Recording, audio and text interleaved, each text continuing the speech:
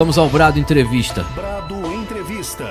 Brado Entrevista, a gente vai conversar com o marqueteiro, jornalista, cientista político Eduardo Bisotto. Eduardo, bom dia, muito obrigado pela participação aqui no Brado Jornal.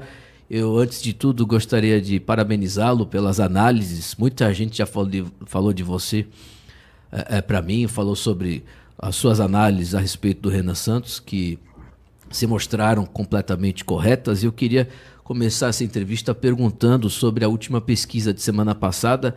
Foram duas, se não me engano, uma a CNN e outra que apareceu o Renan com 5%, já à frente desses caras aí, de governadores, ex-governadores e esses caras caciques do centrão brasileiro. Eduardo Bisotto, mais uma vez, muito obrigado e bom dia. O que você acha desses últimos resultados do Renan Santos? Bom dia, Timóteo. Bom dia para a galera que está acompanhando a gente aí pelas redes, enfim, para todo mundo que está acompanhando essa entrevista. Timóteo, eu acho que está tudo dentro do que eu havia previsto desde o ano passado, quando o Renan apareceu na primeira com 0,5%. Existem fatores estruturais em eleições que não são tão difíceis assim de ler, mas que parecem que são um verdadeiro mistério para a análise política brasileira. Veja, dava para entender aonde a candidatura do Renan Santos iria, bastando analisar os resultados das eleições de 2018 e 2022 de maneira desapaixonada. O que 18 e 22 nos ensinam? 18 e 22 são as eleições mais polarizadas que o Brasil já viu em toda a sua história. Ainda assim, em 18 você tem um Ciro Gomes que faz 12% no primeiro turno, e em 2022, com Lula e Bolsonaro, que são as duas personalidades mais cativantes, apaixonantes, polarizantes da política brasileira dos últimos 30 anos, você ainda tem lá Ciro com 3 e um pouquinho, Simone mais 3, aí você bota mais 2, 3 da Soraya, junta tudo ali e você vai chegar aos mesmos 10, 12 que o Ciro havia feito em 2018. Por que não teve um candidato que fez esses 10, 12 em 22? O Ciro, com o João Santana pilotando a campanha dele, fez uma campanha muito, muito ruim. Ele errou totalmente no que a filosofia chama de Zeitgeist, a leitura do espírito do tempo. Era o Ciro tentando parecer jovem, era o Ciro Games, livezinha constrangedora com o Gregório do Vivier, um troço muito mal pensado. O João Santana tentando ser jovem, um idoso tocando campanha, alguém que cresceu com o mindset de campanhas dos anos 2000 e tentou se atualizar, e foi um desastre na execução. Por mais que talvez ele tivesse o diagnóstico correto, a execução foi muito ruim. Eu sempre soube que o MBL sabe fazer campanha e não precisa ir longe, basta pegar o case de Arthur Duval em São Paulo na eleição de prefeito de 2020. Basta pegar os deputados e, enfim, que o MBL tem eleito aí ao longo dos anos, deputados e vereadores, eles sabem fazer. Eu conheço o Renan Santos há muito tempo, eu sei que ele entende muito de política e saberia como fazer, está fazendo tudo direito, e esse primeiro eleitor, o eleitor independente, está vindo ao natural. Que esse eleitor, ele até dá uma flutuadinha, tipo, ele namorou com o Ratinho Júnior, por exemplo, em algum momento dessa pré-campanha, o que explicava o Ratinho Júnior ali na casa dos 10% até. Só que aí ele descobre, tipo, tá, ele até é filho do Ratinho pai, do apresentador, do programa da SBT e tal. Só que esse cara é um político tradicional demais para o que o momento da política brasileira pede. O momento da política brasileira está pedindo ruptura, está pedindo coisas novas. Há um outro equívoco, isso é um mantra repetido, é só fazer um zapear os canais de notícia, que você vai ver a mesma narrativa repetida em todos os canais. Globo News, CNN, Jovem Pan News, sempre vai ter um especialista lá para explicar que existe um eleitor brasileiro que está tentando fugir da polarização e quer uma terceira via. Não, o eleitor brasileiro não quer uma terceira via. Ele quer um candidato diferente do Lula e do Bolsonaro, do petismo e do bolsonarismo. Mas não é a mesma coisa? Não, não é a mesma coisa. Porque ele não quer um candidato nem. Ele não quer uma coisa morna, uma coisa sem sal, sem açúcar, sem sabor. Perfeito. Não, ele quer alguém diferente, é outra coisa. Quando fala que, eu entendi, até perguntar por que é diferente então, porque na terceira via segundo os analistas tradicionais, é um cara morto, é um cara isentão, um cara com discurso. Na verdade, o sujeito eleitor desse tipo de eleitor não quer o bolsonarismo, nem o lulismo, nem o petismo. Ele quer uma pessoa que fale, que seja agressiva, exatamente como se comporta o Renan Santos nessas pautas aí, com muita agressividade. Eu concordo do jeito que ele está se portando. O que você acha, Eduardo? É exatamente isso, Timóteo. Eles querem fazer um bonequinho.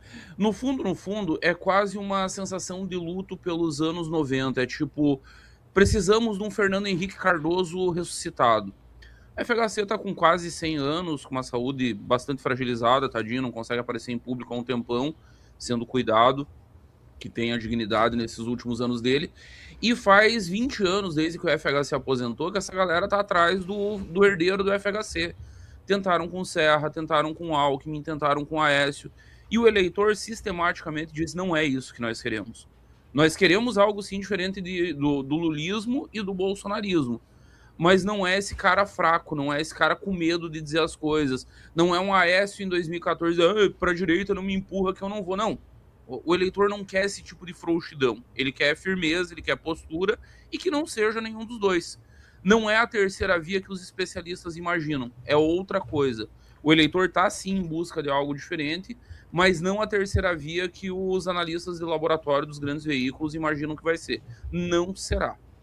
Eduardo, direto ao ponto, o que você acha? Estamos 10 horas e 14 minutos, a gente está conversando com o Eduardo Bisotto, marqueteiro, jornalista, cientista político.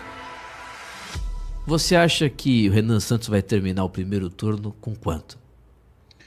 Vamos lá, Timóteo. Eu leio essa campanha em múltiplas fases. Nós temos uma primeira fase que ela vai terminar, de fato, no pós-convenções ali no final de julho. Terminaram as convenções, soubemos quem são os candidatos.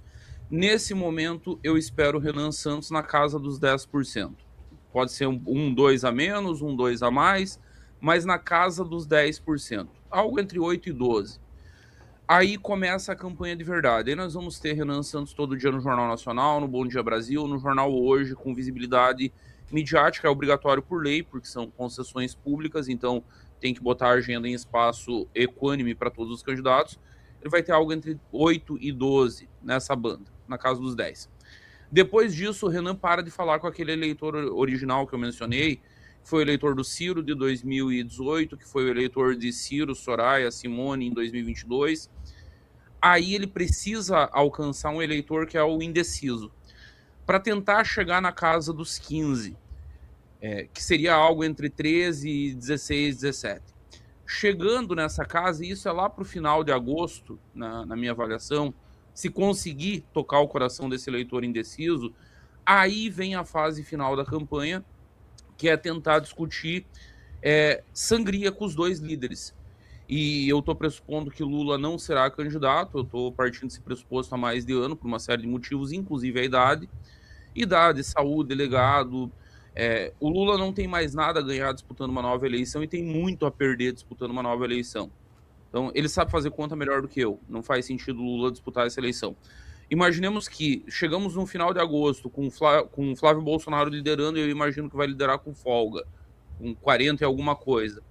Um Fernando Haddad atrás, e eu acho que bem atrás. E o Renan na casa dos 15, aí tem que ver de onde é que dá para sangrar. Eu imagino que se errar tudo, Timóteo, imagina que a partir da abertura da campanha, nada mais dá certo pro Renan. Errou na estratégia, errou na comunicação, errou nas pautas, deu tudo errado. Ele vai manter os 10. Ele vai ficar aí nessa casa do eleitor independente, que foi nele, vendo nele a opção existente para as duas candidaturas principais. Se acertar, vai pegar o indeciso. E aí, na fase final, nós já estamos falando de setembro, mês final da campanha, tem que ver o que dá para sangrar. Eu tenho algumas evidências anedóticas, aí não é ciência, não é número. Tem uma coisa engraçada acontecendo. Eu tô vendo o eleitor do Lula de 2022, perdão, me dizendo que não dá mais, que o PT tá esgotado, que o que tinha para entregar já entregou e que tá cogitando votar no Renan. Eu não acho que essa sangria será linear ideologicamente. As pessoas têm essa tendência a achar que, não, pro Renan crescer ele precisa sangrar o Flávio. Não necessariamente. Às vezes você vai ter um eleitor do Lula que votou no Lula em 2022 só para derrotar o Bolsonaro e que pode repensar esse voto agora. E que se ele olhar para uma pesquisa e ver um Fernando Haddad com 25 e um Renan com 15, ele pode começar a pensar, e se eu mandar esse Renan para o segundo turno no lugar do Haddad para enfrentar o Flávio? Porque em 2022 ele fez uma escolha para derrotar o Bolsonaro. Se ele concluir agora que o Haddad é o candidato para perder do Bolsonaro, talvez ele faça outra. Então, essa é a minha avaliação de evolução do cenário. Primeiro 10 na abertura de campanha. Se acertar a mão, se fizer tudo certo, vai a 15 até o final de agosto com os indecisos. E aí, setembro, vai discutir sangria com os dois líderes para tentar passar, imagino eu, em segundo lugar para o segundo turno. Você acredita nessa chance real? A gente, inclusive, já falou muitas vezes, né, Vanessa? Você principalmente. Muito. Porque, como você disse, colocando na balança, o Lula tem muito a perder se for candidato nessa eleição. Tanto perder a própria medida, a eleição, né? E ficar. Porque a esquerda gosta de deixar um. Como é que fala? A gente sempre fala um ícone. Um ícone. Ele precisa construir ao longo da história. Né? Ele pensa muito na construção histórica. Exatamente. E você continua acreditando nisso, Eduardo Bisotto, que o Lula não será candidato? Lula não será candidato, não há motivo nenhum para ele ser candidato, Timóteo. O governo é mal avaliado. Você tem um governo que, no melhor dos cenários, tem 45% de ótimo e bom, e em pesquisas infladas. Isso não reelege ninguém. Não há qualquer sinal de recuperação do governo ao longo do ano. Lula disputou 3 eleições antes de ganhar a primeira. Ele disputou 89, 94 e 98. Perdeu 3. Depois que ele ganhou, depois que ele foi governo, só tem vitória. E não só dele. Em 2010, ele encerra um governo com 80% de aprovação e elege como sua sucessora uma mulher que nunca tinha sido síndica de prédio. Tal era a força que ele pôde se dar o luxo de escolher alguém com dislexia. A Dilma tinha um problema claro de dislexia, comunicava muito mal, com péssima relação com o mundo político, e ele empurra isso goela abaixo, o mundo político tem que engolir, e ele elege ela, depois numa reeleição dificílima, com o governo dela mal, ele reelege com a força do carisma dele, entrando na campanha, jogando pesado. Em 21, esse cara é tirado da cadeia. Olha o poder simbólico disso. É quase um Mandela brasileira. Talvez a gente não tenha se dado conta do nível do simbolismo no meu campo político, porque a galera é antilulista. E aí também não quer reconhecer algumas coisas. Esse cara foi tirado da cadeia para derrotar o Bolsonaro. Concordo, foi o único nome. E não foi falta de alternativa, Timóteo, porque foi tentado outros nomes antes. O que a gente chama de consórcio, sistema, essa união entre a STF, políticos do velho centrão, grupos de mídia, tentaram com Luciano Huck, não rolou, tentaram com João Dória Júnior, não rolou. Quando essa galera viu que não havia alternativa, eles tiram o Lula da cadeia, e da cadeia o Lula sai para ganhar a presidência de novo. O que esse cara ganha disputando a eleição agora? Nada. E algumas pessoas ingenuamente vêm e me dizem, não, mas a esquerda não vai abrir mão dos milhares de cargos. E aí eu conto pra galera, isso é um pessoal que não tá acostumado com o bastidor do governo. Passou os 4 anos do Bolsonaro, já tinha passado 1 ano e meio de Temer, e ainda tinha petista na máquina. Só a presidência da República, pra galera ter uma ideia, só o presidente, isso sem ministério, sem nada, só a presidência da República tem 40 mil cargos de livre provimento, que o presidente escolhe como cargos comissionados. Vocês acreditam que algum presidente conhece 40 mil pessoas para nomear no Brasil inteiro? Não. É óbvio que isso são arranjos políticos. O nego chega ali e você não tira mais. FUNAI ficou aparelhada durante os governos Temer e Bolsonaro. Ministério da Justiça, a mesma coisa. A PF, quando o Bolsonaro decidiu mexer, o STF não deixou. Então, pro próprio petismo, o petismo vai perder cargos. Vai, no topo. Uma galera que não se importa muito também, porque essa galera já tá com a vida resolvida. Os militantes do segundo escalão, terceiro, cara, um governo Renan Santos, vamos imaginar, o Renan ganhou a presidência. Vai terminar os 4 anos e vai ter petista no nosso governo, nós não vamos achar tudo. É muito grande, a máquina do Estado brasileiro é grande demais para ser limpa muito rapidamente. Ô Bisotto, o Lula não sendo candidato, Haddad, na sua opinião, é o poste escolhido por eles? Eu acho mais provável, Timóteo, porque já tem um recall, é conhecido nacionalmente, tem a simpatia da Faria Lima, setores da Faria Lima gostam muito do Haddad, botam dinheiro na campanha. E tem um outro fator, que aí é o fator José Dirceu, que está operando como nunca antes, como operava no auge. O Zé está pensando no petismo, o Lula está pensando no próprio legado e o Zé está pensando no PT. Existe um segundo nome, existia, porque agora ele já não foi pro PT, como estava previsto para acontecer, deixou para depois da eleição. O segundo nome se chamaria Guilherme Boulos. Era o plano B, era o backup para Fernando Haddad. Só que o Boulos é jovem demais, não tem o recall e precisa ainda passar pelo rebranding de tipo, não sou mais o cara que tá com fogo em pneu em praça pública para protestar. Não sou o cara que invade imóveis para protestar. Esse rebranding do Boulos está sendo feito na Secretaria-Geral da Presidência da República. O cara aparece como ministro, dá entrevistas como ministro, se mostra mais palatável, uma demora. Então o Boulos é um prospecto de 8 anos. Segura o Boulos, evita o desgaste dele perder uma eleição. É sempre desgastante, isso sempre afeta a imagem, começa a gerar a sensação de derrotado. Deixa o Boulos no banco de reserva, vai com o Haddad, que já é um ativo queimado. O Haddad, depois que ele foi eleito prefeito de São Paulo em 2012, ele não ganhou mais nenhuma eleição. Ele disputou a reeleição, ele perdeu. Ele disputou a presidência em 2018, ele perdeu. Ele disputou a eleição em 2022 em São Paulo, Senado, ele perdeu. O Haddad só perde desde 2016. Perde a última, faz uma last dance, vai fazer os seus 30%, serve como palanque para manter mais ou menos coesas as forças em torno do lulismo, garante que um Rui Costa, o próprio Jerônimo, seja reeleito, que mantenha o controle do grupo político na Bahia, tenta garantir o controle do Ceará.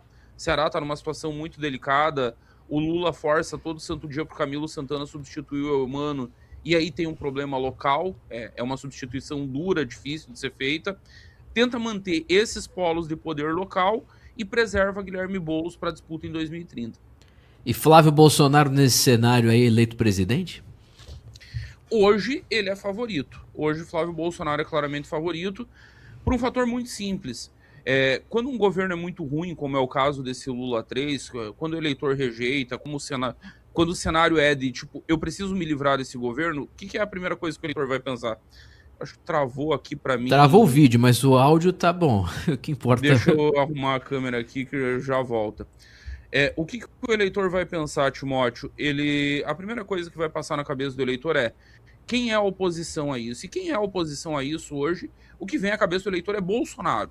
Não é nem o Flávio, é o sobrenome Bolsonaro. Traz um recall imediato. Muito fácil. Então, se eu quero me ver livre do PT, a lógica é que eu pense imediatamente em Bolsonaro. Por isso, hoje o Flávio é muito favorito, nesse momento da corrida.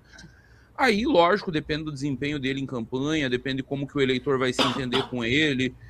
A gente tem visto aí nas últimas semanas, meses, uma guerra interna no bolsonarismo. E quem acompanha a política só por rede social pode achar que a campanha está em crise. Eu já vi esse filme antes, tá? Eu vi isso na eleição do Bolsonaro em 18, eu vi isso na reeleição do Bolsonaro em 22. Isso não chega ao eleitor comum. O eleitor normal, mediano, que está preocupado com o custo de vida no mercado, que está preocupado com o preço do pão, com o preço da gasolina na bomba, esse eleitor, ele nem tem noção de que está rolando toda essa treta interna dentro do bolsonarismo e não dá bola para isso.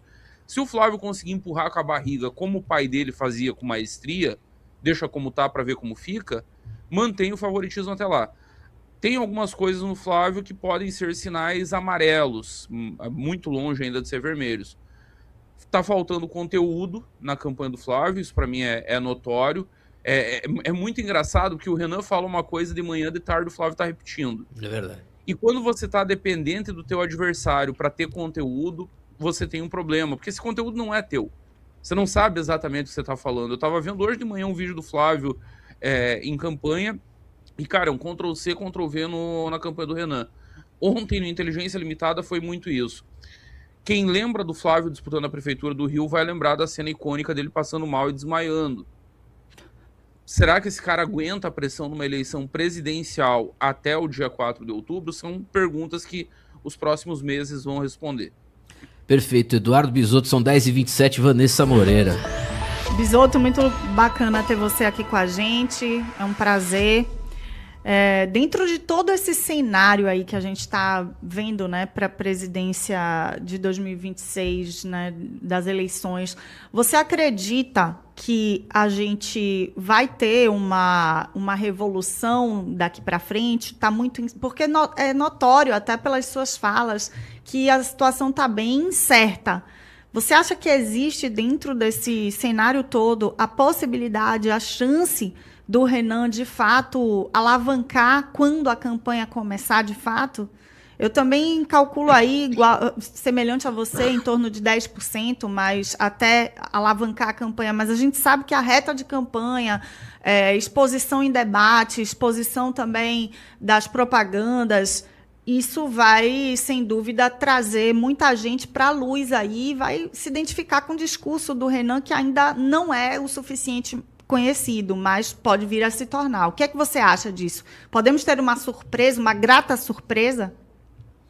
Vanessa, primeiro prazer é meu, mais uma vez agradecer o convite, é um prazer estar aqui com vocês analisando esse cenário político nacional. Vamos aos números, eu gosto de trabalhar com números e entender o cenário a partir deles.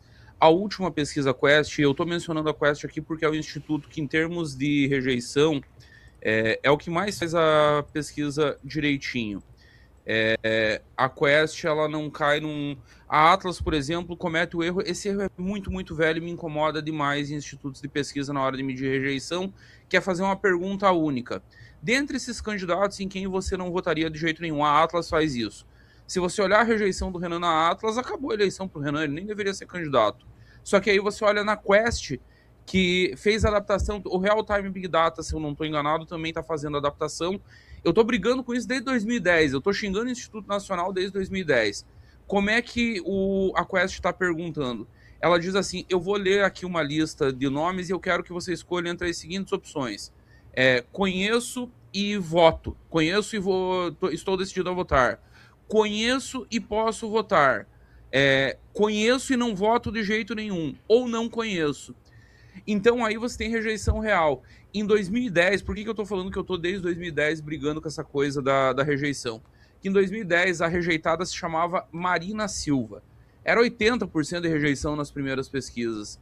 Misteriosamente, a mulher com 80% de rejeição tem uma arrancada no final da campanha, termina com quase 20 milhões de votos, quase 20% do eleitorado, a belíssima campanha pelo Partido Verde, sem tempo de TV, sem palanques regionais, sem nada. Sem nada. Por que a Marina teve essa arrancada? Que não era rejeição. Porque se fosse rejeição, é impossível crescer nessa velocidade. É impossível fazer essa quantidade de voto. É porque o que as pessoas estavam fazendo era... Tá ali o entrevistador perguntando, dentre esses nomes, em quem você não vota de jeito nenhum. O eleitor vai apontar aquele que ele menos conhece, para não deixar sem resposta.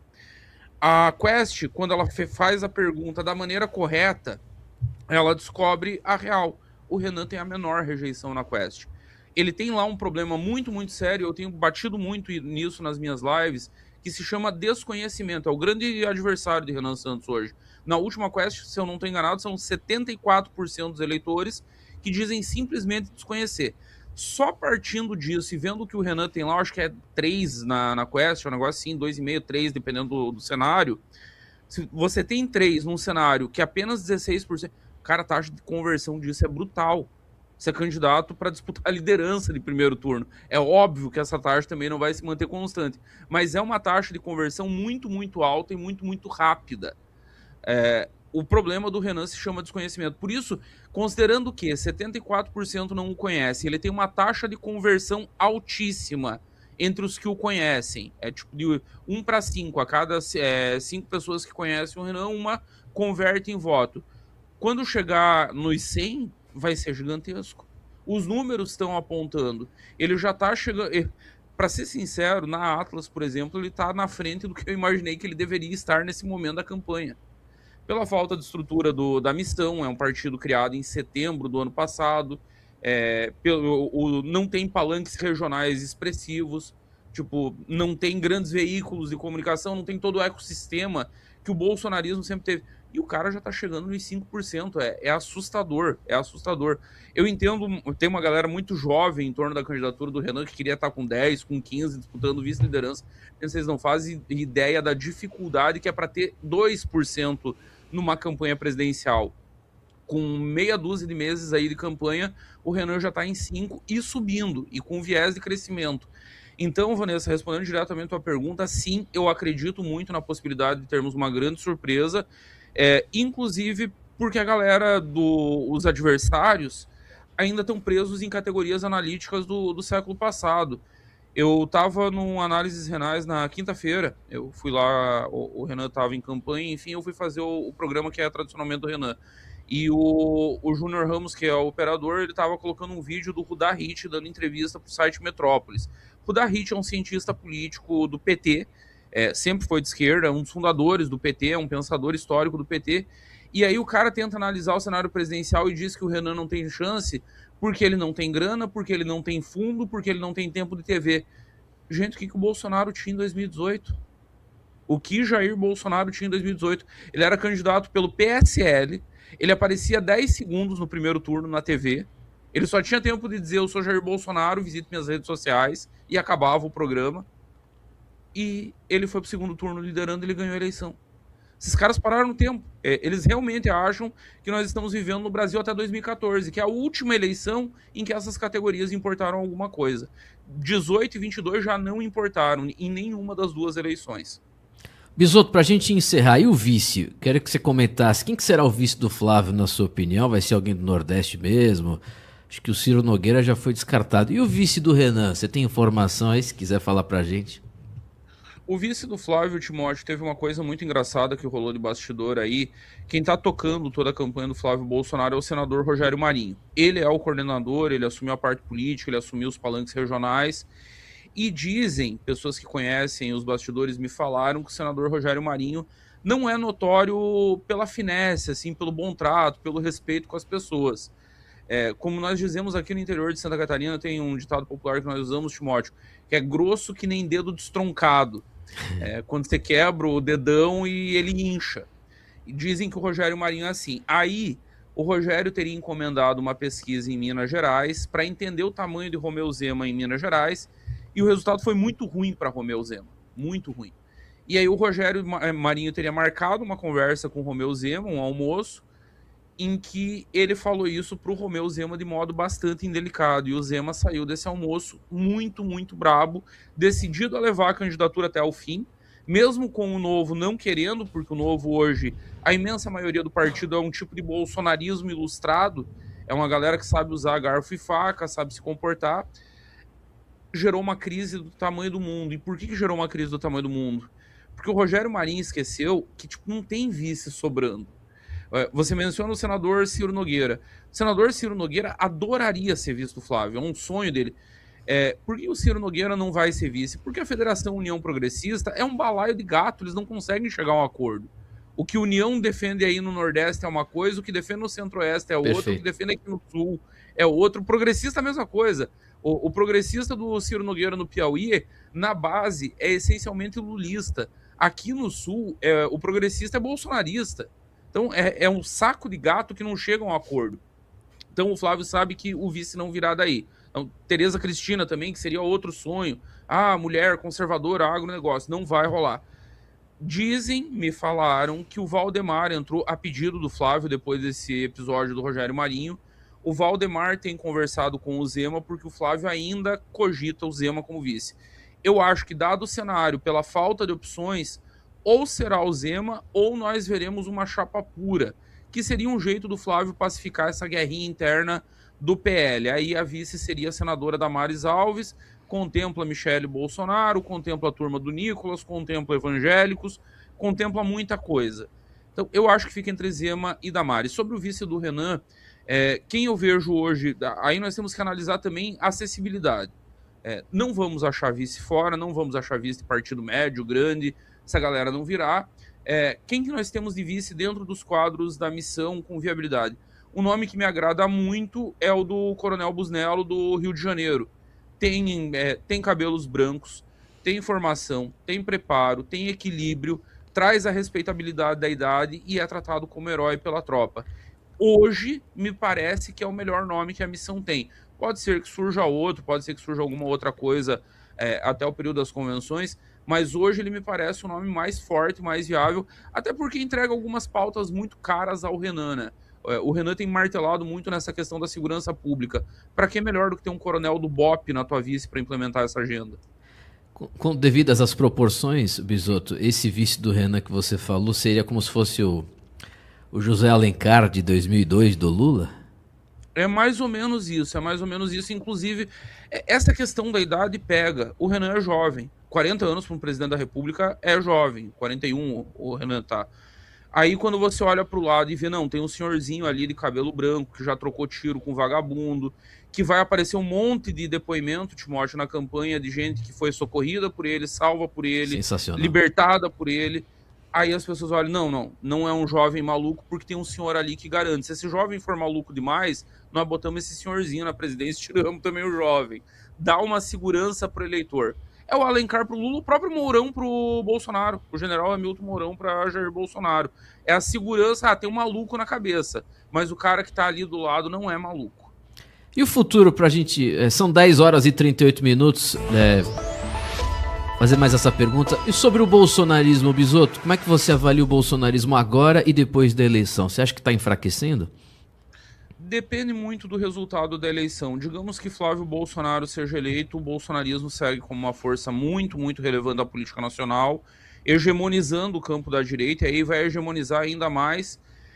Tem um componente, eu vi um tweet semana passada, Timóteo, eu não vou lembrar quem foi, fazendo uma reflexão de, por que sai muito ex-MBL pro bolsonarismo e o contrário não acontece? O motivo é simples, questão de oportunidade. O bolsonarismo tem mais estrutura, tem mais grana, tem mais visibilidade, é mais fácil você grudar no grande líder. Então, se o Flávio ganha, tudo isso permanece e amplifica. E ainda o Flávio terá os instrumentos para disciplinar a própria base que hoje está colapsada. Essa guerra entre nicolaitas, carluxistas, a turma dos irmãos contra o resto, tudo isso passa se o Flávio ganha a eleição, que toda essa galera vai ter que comer na mão do Flávio, vai depender dele para nomeação de cargos, para acesso à verba, para dinheiro, para emendas, para tudo. Se perde a eleição, aí eu vejo o colapso do bolsonarismo e outra coisa completamente diferente surgindo. O Nicolas já está tentando colocar essa outra coisa de pé em parceria com Michele Bolsonaro. Então tem um racha dentro da própria casa do Jair, que a esposa dele está de um lado e os filhos estão do outro. Se o Flávio perde a eleição, no outro dia vira guerra civil pelos restos, pelos espólios de guerra, pelo que sobrar, pelo controle do PL, pelo controle do fundo partidário, pela definição das eleições de 2028. Aí o bolsonarismo entra em risco de extinção real, porque não tem a força carismática do Jair, o filho perdeu a eleição e tem um líder jovem que nas internas bolsonaristas é muito bem quisto pelo eleitor e por setores da base bolsonarista, que é o Nicolas. Aí vira vale tudo. Aí nós voltamos para as origens do MMA brasileiro, lá nos anos 90, 80. Aí na Bahia mesmo, Timóteo, tinha muito, que era as academias organizando verdadeiras brigas de rua, sem regra, sem juiz, sem nada. Vai ser isso. Vamos marcar de sair na mão e vamos ver quem que para de pé no final e fica com o espólio da máquina. 10 horas e 40 minutos. Bisotto, sensacional entrevista, velho. Muito obrigado, de verdade. Parabéns pelo trabalho. E espero você mais vezes aqui, de verdade, do meu programa Brado Jornal. Eu que agradeço, Timóteo, e precisando só me chama que eu sou parceiro, tô por aqui. Obrigado por assistir. Se você gostou deste vídeo, não esqueça de curtir e se inscrever no canal.